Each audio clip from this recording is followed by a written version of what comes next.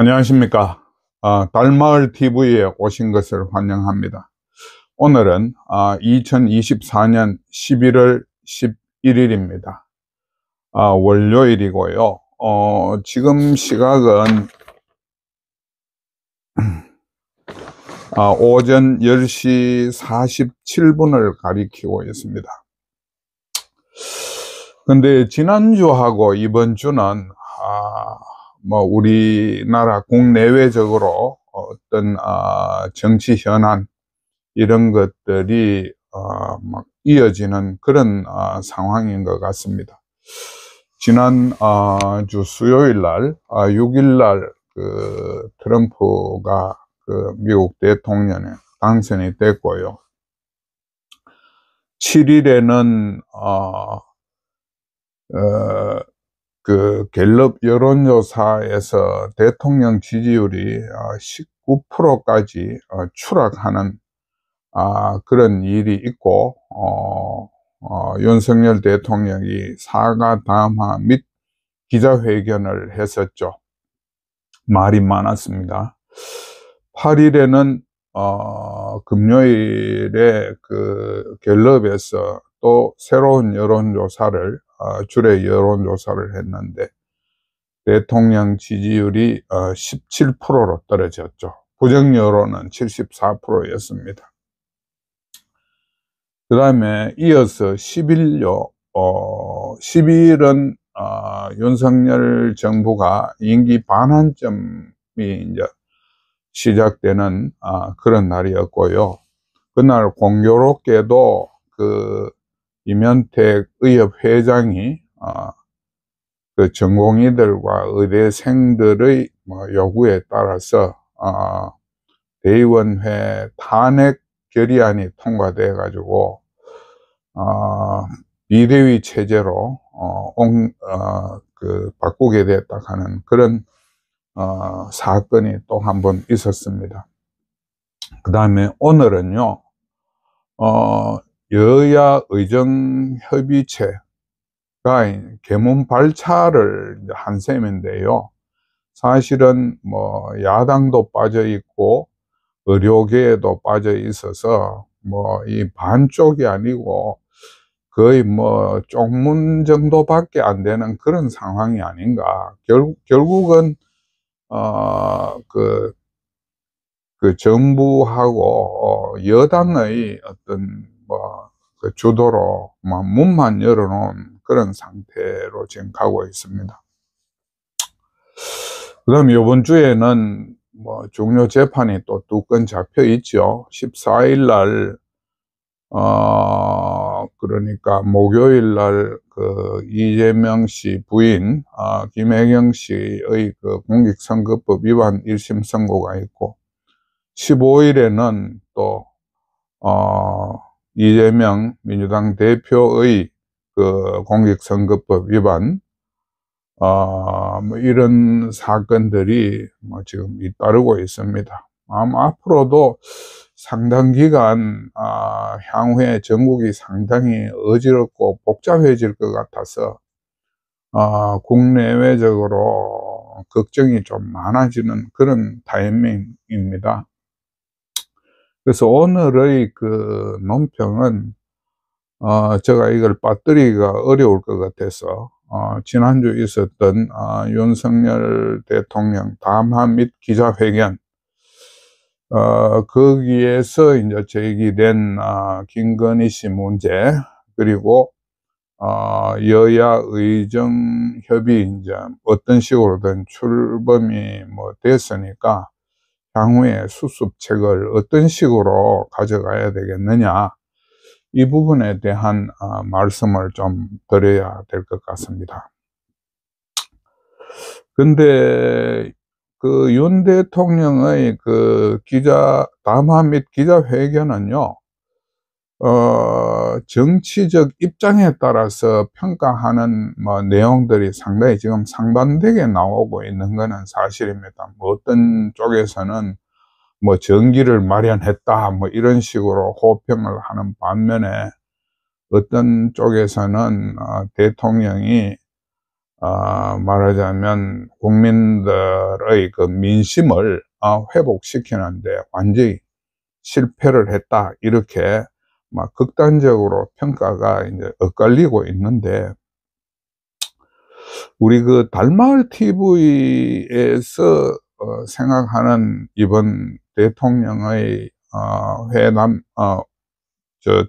담화 및 기자회견은요, 역시 지금까지 대통령이 보여왔던 패턴에서 크게 벗어나지 못했다. 뭐 쉽게 이야기하면 대통령이 국정연설이나 뭐 또는 국정브리핑을 할 때마다 민심과는 자꾸 더 멀어지고 민심의 지탄을 받게 되는 그런 마이너스의 손이랄까요? 그런 상황이 또 한 번 연출됐다, 이렇게 정의를 해야 되지 않겠나, 이렇게 생각이 됩니다. 거기 그날 그 연설 국정 담화하고 기자회견에 대해서 뭐 여러 가지 지적들이, 좋은 지적들이 참 많이 나온 것 같아요. 대통령이 뭐 이런 시중의 여론을 잘 반영을 해서 향후에 국정을 추진해야 된다고 생각을 합니다. 근데 저는 막 요번에 그 기자회견에 회견과 관련해 가지고 한 3가지 정도만 이야기를 좀 해봤으면 싶어요. 첫째는 그 발언 내용에 대한 거고요. 그 다음에는 이 발언 내용보다 더 중요한 게 국민들한테 어떤 이미지를 전달했느냐, 이게 사실은 그 뭐 기자회견의 어떤 뭐 핵심적인 결과라고 저는 그렇게 생각을 합니다. 그 다음에 또 담화 및 기자회견에서 대통령이 밝힌 의료 대란 관련 이야기, 요런 3가지 정도 이야기를 조금 정리를 해보고요. 그 마지막에 그 의료 대란을 이제는 어떤 식으로 이거를 수습해 나가야 될 것이냐에 대한 저의 소견을 조금 정리를 했으면 합니다. 요번에 그 대통령의 기자회견 그 발언을 보면요, 뭐 사과와 변명이 뒤섞인 그런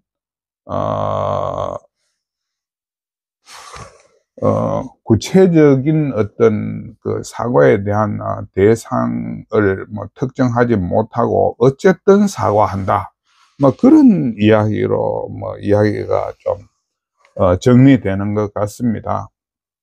근데 저는 이제 이야기하고 싶은 것은 부인의 그 어떤 정치 행위 내지는 뭐 내조 행위가 이게 국정농단이냐, 국정조언이냐, 국정협조냐, 이거는 참 그 경계가 애매하거든요.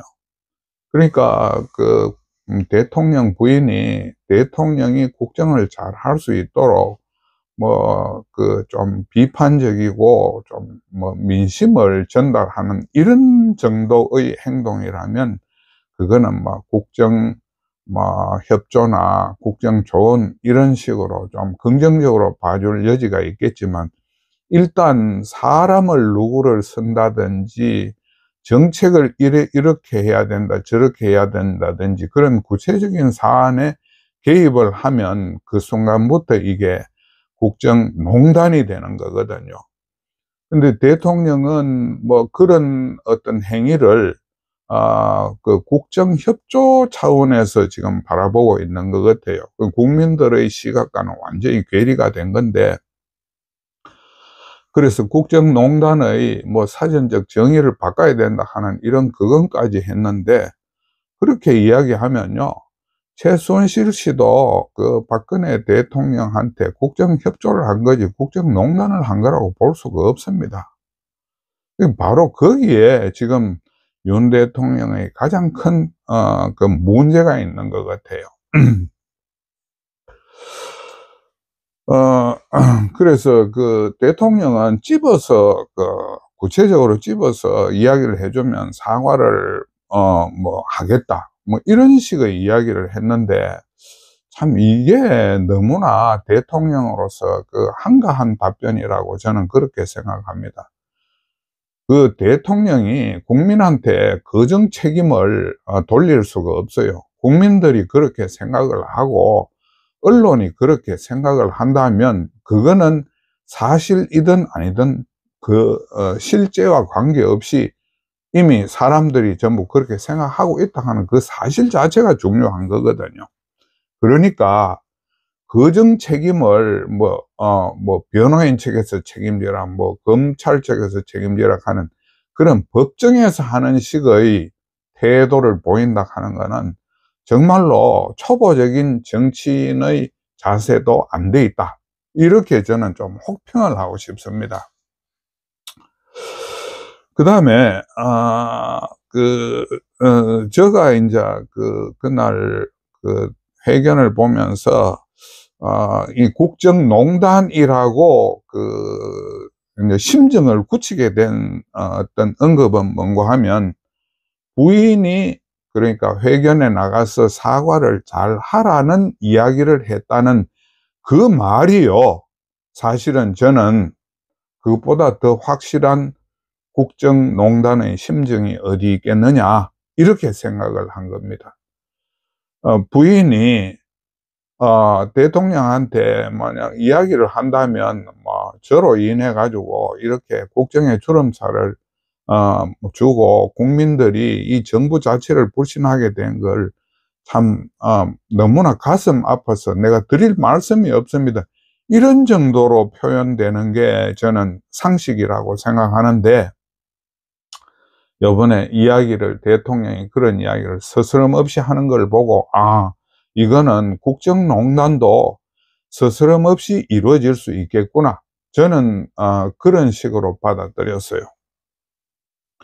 그 다음에 이제 그 대통령이 늘 하시는 이야기 중에 한 개가 전광판 안 가고 갈 길을 가겠다. 그러니 지지율에 연연하지 않고 내일만 하겠다. 이런 이야기 아니겠습니까?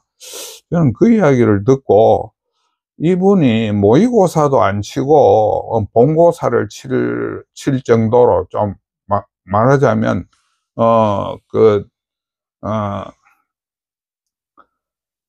좀 굉장히 막가파식의 어떤 사고를 좀 가지고 있구나, 저는 그런 생각을 많이 했어요. 아니, 대통령이 국민들의 민심이 어떻게 흘러가는지를 파악하는 거는 그건 당연한 기본 사항이고 또 국민에 대한 예의이고 또 정책의 기본인데 어떻게 그런 이야기를 할 수 있느냐는 거죠. 저는 그런 점들이 윤석열 정부에 대한 신뢰를 우리가 참 줄 수 없는 결정적인 사유가 아닌가, 이렇게 생각이 됩니다. 그 다음에 요번에 대국민 담화 및 기자회견의 어떤 결과물이 바로 이제 국민들이 어떤 이미지를 요번에 형성을 하게 됐느냐, 이게 가장 중요한 거거든요. 그래서 제가 볼 때는 한 6가지 정도 이야기가 좀 수렴이 되는 것 같아요. 첫째는 사과가 너무 구차하다. 사과를 할 때는 변명을 안 해야 됩니다. 사과하는데 변명이 왜 필요합니까? 그런데 사과는 12번 했다 하는 데도 있고 7번 이야기했다 하는 데도 있지만 사과보다 변명하는 시간이 더 많았던 거 아닙니까? 그럼 두 번째는요, 혼자 발언을 독점한다는 인상을 국민들한테 다 심어줬어요. 어떤 신문에서는 정부의 회의 때 90%를 혼자서 다 뜯는다고 이야기하는데, 대통령은 말을 듣는 자리지 말을 하는 자리가 아닙니다. 이것도 제가 보기에는 대통령이 자신의 역할을 제대로 못하고 있구나를 그에 대한 심정을 가지게 하는, 사건이었고요. 그 다음에, 뭐, 대통령이 그 부인 치마 폭에 산다는 것은 우리가 여러, 언급을 통해서, 사람들이 다 심정을 가졌을 것이라고 생각하는데, 대통령이 그 통치 행위와 가족 간의, 개인적인 대화 행위를 구분하지 못하는 그런, 저는, 잘못을 저지르고 있지 않나. 그건 심각한, 말하자면, 신의 성실의 의무를 위반한, 국정의 어떤 범죄적인 어떤, 잘못된, 사고나 판단이다. 저는 그렇게 생각을 해봅니다. 그 다음에 지지율이 19%로 떨어졌는데도 거기에 대한 진지한 반성이나 거기에 대한 본인의 지금까지 그 정책이나 개인의 그 행동을 돌아보는 그런 자세가 안 비춰진다는 겁니다. 그러니까 이런 사과 담화나 기자회견은 제가 볼 때 하나만 하라 하는 이야기죠. 그 다음에, 다섯 번째로는요, 그 국가 지도자로서의 채통과 권위를 지키지 못했다. 전체적인 진행 과정들이 보면,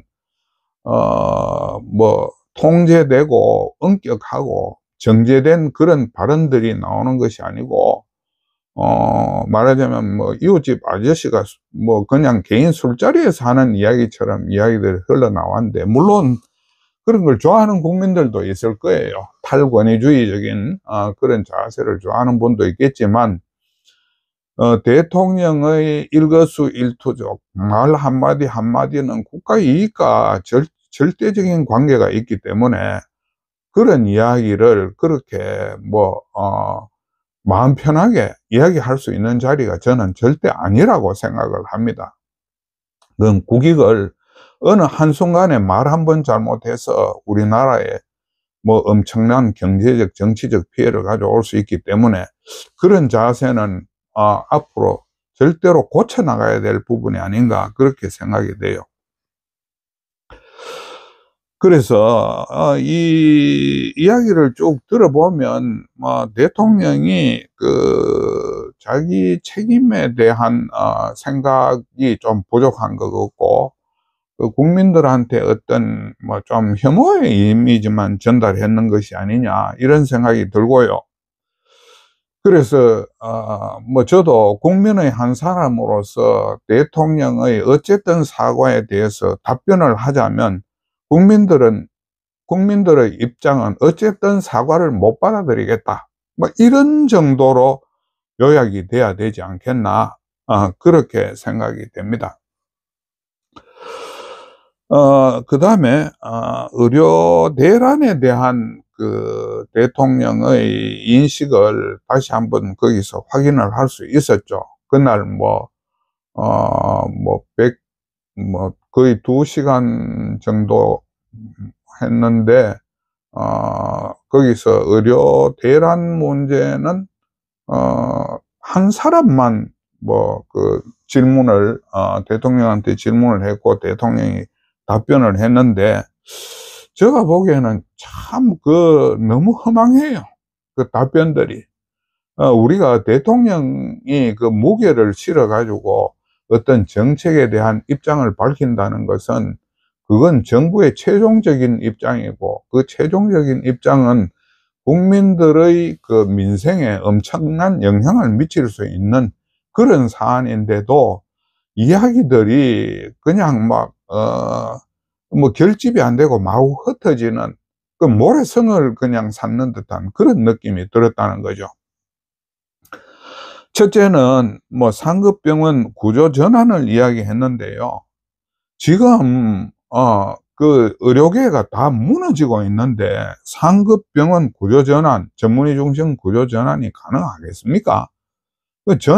우리 얼마 전에 한번 국정 브리핑 하면서도 뭡니까? 응급실이 지금 뭐 엉망이 되어 가고 있는데 응급실이 잘 돌아가고 있다고 기자들도 한 가보라 하는 그런 이야기를 했죠. 또 그런 이야기를 듣는 느낌이 들었습니다. 이거는 지금 안 될 일을 하고 있는 거거든요. 본인이 그 상급 병원의 그 구조 전환의 그 어떤 뭡니까? 시스템을 다 무너뜨리고 난 뒤에 지금 그거 구조 전환을 뭐 하겠다 하는 그런 이야기를 우리가 듣고 있으니까 정말로 기가 막히는 생각이 들 수밖에 없습니다. 그 다음 필수 의료 보상 체계를 개선했다고 이야기했습니다. 개선이 됐는 거 결과적으로 이야기하면 그렇게 됐을지도 몰라요. 하지만 이거는 정부가 정책으로 그렇게 한 게 아닙니다. 정부에서 의대 정원을 2,000명을 하고 나서 생긴 부작용을 때려막기 위해 가지고 만드는 게 지금 보상체계 개선이 나온 거거든요. 그래서 이거는 정책으로 시작한 게 아니고 잘못된 정책의 부작용으로 생긴 게 지금 필수 의료 보상체계 개선 뭐 이런 정도의 느낌밖에 우리한테는 주지 못한다는 겁니다. 그러니까 한번 대통령의 그 정책이 불신을 받기 시작하면 아무리 좋은 정책을 만들어도 그거를 좀 긍정적으로 우리가 국민들이 수용하기 어렵다는 사실을 본인도 깨달아야 된다고 그렇게 생각을 합니다. 그 다음에 뭐 사법 리스크를 완화했다고 뭐 어영부영 이야기를 한 것 같은데, 제가 보기에는 거기에서 뭐 우리가 지금 이야기하는 사법 리스크를 의료계의 사법 리스크를 완화한다는 것은 법적인 장치를 만들어 가지고 그 의사들이 진료하는데 그 위축이 되지 않고 방어 진료를 하지 않을 수 있도록 하는, 그래서 의료가 정상화되는데 그 길을 찾아라 하는 이야기인데, 뭐 이야기를 뭐 듣다 보면요, 뭐 그 부분은 좀 뭐 희미하게 넘어가는 거고, 귀에 남는 거는 양쪽 변호사들이 나서서 그 문제를 해결한다 하는 그 이야기를 또 하는 것 같아요. 그거는 사법 리스크 완화해 주는 게 아닙니다. 대통령 발언이 이런 식으로 뭔지 구체성이 없고 현실성이 없는 이야기가 되어서는 곤란하다는 거죠. 근데 요번에 그 의료 문제에 대해서 그날 뭐 담화 및 그 기자회견에서 참 우리가 이해할 수 없었던 거는요, 이게 그 언론의 태도가 참 그 한심하더라는 겁니다. 이게 지금 의료 대란 문제가 지금 뭐 길게 이야기하면 10개월 뭐 아니면 뭐 9개월 정도 지금 지속이 되고 국민 생활에 엄청난 지금 피해를 가져오고, 실제로 3만 명의 말하자면 의료 후계진이 지금 말하자면 뭐 1년 동안 그 자신들의 인생을 지금 버린 그런 사건들이 벌어지고 있는데도 언론이 거기에 대해서 질문을 제대로 안 한다 하는 것을 저는 믿을 수가 없어요. 그러면 우리가 이게 뭐 만성화된 주제이기 때문에 그렇다 하더라도 적어도 현재 지금 언론에 보도되고 있는 만큼은 이 문제에 대한 뭐 질문이라든지 이런 게 이어져야 되거든요. 그 다음에 실질적인 파괴력은 뭐 김건희 씨 그 어떤 뭐 국정농단 뭐 이런 부분보다도 훨씬 심각하고, 이거 장기적인 국가적인 불행을 몰고 올 주제인데도 아무도 질문을 안 해요, 질문을. 그래서 저는 뭐 사실 요즘 우리나라 뭐 3부 4부 이야기 하잖아요. 어느 쪽도 성한 데가 없다고 생각하는 사람인데, 정말로 언론들이 너무 시사 인식이랄까요, 대통령과의 그 질의응답을 그렇게 허술하게 넘어간다는 게 이해가 안 됐습니다.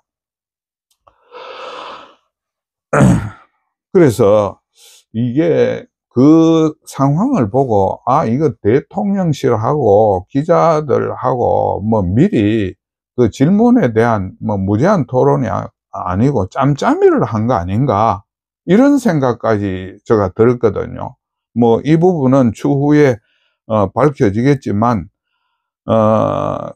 기자들이 아무리 그런 짬짬이가 있었다 하더라도 그런 정부의 엉터리 정책에 대해 가지고 그런 정도의 질문밖에 못하고 또 뭐 거기에 대한 뭐 추가 질문도 없이 넘어갔다는 것은 뭐 이 기자회견 자체를 불신하게 만드는 하나의 요소가 아니었나, 이렇게 생각이 됩니다. 그다음 두 번째 그 논제인데요. 지난번에 우리 영상에서도 김건희 씨 문제하고, 두 번째는 의료 대란 문제를 다뤘는데, 오늘도 맨 그런 포맷으로 이야기를 해야 될 것 같아요. 그게 지금 국가에서 가장 중요한 거니까. 아까 전에도 말씀드렸다시피 의료 대란이 뭐 10개월째 이제 진입을 하는 그런 상황이고, 뭐 여야 의정협은 뭐 야당도 제대로 참여를 안 하고, 뭐 자신들이 먼저 그런 제안을 했지만, 그 다음에 그 핵심 적인 이해관계자인 그 전공의나 의대생 단체가 또 지금 발을 뽑고 있는 그런 상황에서 일단 뭐 쪽문 출범을 한 거 아니겠습니까? 뭐 계문 출범까지만 제가 볼 때는 이거는 뭐 쪽문이나 다름없는 것 같아요. 현재 있는 거는 뭐 정부하고 여당밖에 없는 거 아닙니까, 현실적으로. 근데 거기에다가 정부가 지금 보면요, 그 정부의 참여 인사를 뭐 총리, 그 다음에 뭐 대통령실 정책실장, 뭐 교육부 장관, 복지부 장관, 그러니까 뭐 건물들은 전부 다 투입을 지금 하고 있는 거 아니겠습니까? 그다음 여당에서도 뭐 어느 정도 이 부분에 대한 뭐 전문성이 있거나 정치적인 어떤 식견이 있는 사람들을 그 위원으로 지금 뭐 차출해 가지고 넣는다는데, 제가 봤을 때는 이게 말이죠, 어 정부가 굉장히 지금 다급해진 어떤 징조 아닌가, 이렇게 생각을 해요. 뭐 이런 여야 의정협 하는데 거기에다가 뭐 총리도 모집해 가지고 뭐 정책실장, 교육장관, 복지장관 다 지금 그 뭐 망라해 가지고 들어간다는 거는 정부가 그만큼 다급하다 하는 이야기거든요. 저는 그 다급하다고 이야기하는 그만큼 정부가 정책을 잘못했다고 저는 그렇게 지금 판단을 합니다. 그런데 뭐 지금 그러면 전공의나 의대생 단체에서 여기에 참여를 하겠느냐 말겠느냐에 대한 우리가 문제를 먼저 짚어봐야 되지 않겠습니까? 근데 제가 볼 때는 좀 부정적인 생각이 강해요. 왜냐하면 이번 의료대란은 거의 100%가 정부의 어떤 실책 내지는 폭정에 의해서 만들어진 어떤 그 사단이거든요. 그래서 정부가 일을 다 그르쳐놔 놓고 지금 전공의나 의대생들이 그거 들어가 가지고 잘못하다가는 뒷책임만 뭐 그 공유하는 그런 입장이 될 가능성이 상당히 많거든요. 그 다음에 우리가 솔직히 말해서 정부나 뭐 여당, 야당, 그분들은 정치적 계산이 앞서지 이 문제를 해결하려고 하는 진정성이 지금 부족한 거 아니겠습니까? 저는 다 그렇다고 생각해요. 그런 상대를 만나가지고 과연 의료계 대표들이 들어가서 뭐 합당한 의견, 합당한 결론을 어떤 도출해낼 수 있겠느냐, 거기에 대한 부정적인 의견이 많고요. 그렇다고 이거를 또 마냥 무시할 수도 없는 그런 딜레마가 있다고 생각합니다. 그래서 그 두 가지를 잘 조화시켜서 어떤 답변을 뭐 찾아내야 되는 그런 상황이라고 생각을 하고요. 근데 오늘 그 신문들 사설을 보면 대강 그 언론사의 그 어떤 움직임, 여기에 대한 뭐 기대랄까, 이런 것들을 우리가 살펴볼 수 있겠습니까? 근데 오늘 보면요, 오늘 아침에 그 조선일보, 중앙일보는 의료 대란에 대한 사설이 없었습니다. 없었고요. 동아일보, 뭐 세계일보, 뭐 한국일보, 서울신문, 여기는 전부 그 여야 의정협 그 출범에 맞춰 가지고 뭐 의료 정상화의 마지막 기회다. 뭐 그다음에 의정협에서 의제 제한이 없어야 된다. 그다음에 야당이나 뭐 전공의 의대생들이 전향적 입장으로 여기에 참여를 뭐 하는 게 맞지 않겠느냐, 이런 주장을 펼치고 있어요. 그러면서 뭐 2025년 의대 증원 원점 재검토 뭐 이런 뭐 현실적 주장을 더 이상 해서는 안 된다, 이렇게 이야기를 하는데, 저는 그 사설들에 대해 가지고 그렇게 뭐 잘못됐다고 이야기하고 싶지는 않지만, 그렇다고 그 사설들이 현재 상황을 좀 정확하게 뭐 짚어주고 있다, 이렇게도 또 생각하지는 않습니다. 그래서 제가 생각할 때는 지금 상황에서 우리가 가장 그 우선적으로 가장 중시해야 될 문제는요, 정부가 지금 저지른 이 엉터리 같은 정책으로 지금 심각한 문제가 지금 생겨 있지 않습니까? 그 다음에 그게 다음 신학기 때는 뭐 어떤 뭐 재난 상황으로 지금 발전하게 된다 하는 것은 누가 봐도 다 그렇게 인식할 수 있는 거 아니겠습니까? 그러니까 현재 상황에서 우리가 생각을 해봐야 될 것은 어떻게 하면 이 부작용 내지는 이 재난을 줄여볼 것이냐 하는 그 내용이거든요. 그래서 제가 그 아침에 이걸 쭉 정리를 하면서 과연 어떤 방식으로 이 문제를 풀어야 나라에 어떤 주름살이 안 가겠느냐, 의료계와 교육계가 정상화될 수 있겠느냐, 이거를 뭐 깊이 생각해 보지는 않았습니다. 아침에 뭐 정리하면서 잠시 정리를 해 보니까 저희 요번 이 지금 문제 수습 방안은 대략 이런 방식으로 가야 되지 않겠나, 이런 내용을 좀 뭐 나름 정리를 해 봤습니다. 첫째는 제일 좋은 거는 2025년 의대 모집을 중단하는 게 제일 좋겠지요. 근데 이건 뭐 이미 제가 지난주에 말씀드렸다시피 이제는 시기적으로 좀 늦었다, 뭐 이런 생각이 들고요. 그다음 두 번째, 이제 이 문제를 수습하는 방법은 올해 그 모집하는 정원을 최대한 줄여야 된다고 말씀을 드렸잖아요. 그것도 이미 시간이 거의 지난 걸로 사실 저는 뭐 좀 아쉽지만 이 문제는 이제 더 이상 돌이킬 수 없다, 이렇게 생각을 합니다. 그러면 올해 이제 우리가 세 번째로 생각해 볼 수 있는 대안, 모집 중단, 그 다음 500명만 그 모집, 그 세 번째 안이 뭔가 하면 3,000명을 넘어서는 안 된다. 올해 모집 인원이 3,000명을 넘어가는 순간 그것은 우리나라에 재난을 가져오고 정부의 그 퇴진을 불러올 가능성이 굉장히 크다고 생각을 합니다.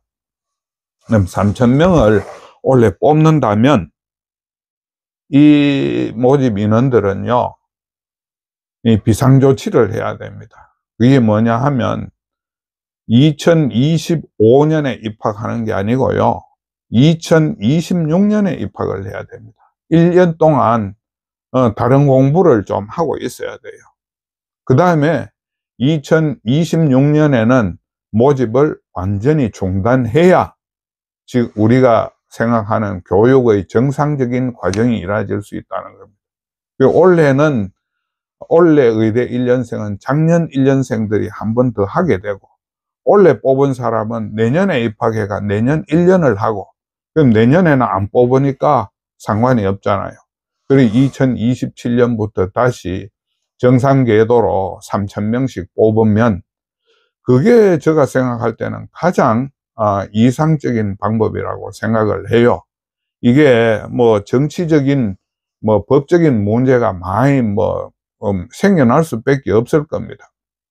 그렇지만 그런 문제가 있더라도 그거는 극복을 해 나가야 될 과제라고 생각을 하고, 윤석열 정부가 스스로 만들었는 이 잘못된 정책에 의한 교육계와 의료계를 붕괴시킨 그 책임을 모면하려면 그런 정도의 어떤 성의나 자기 반성, 이 참회, 이런 것이 있어야 된다고 생각을 합니다.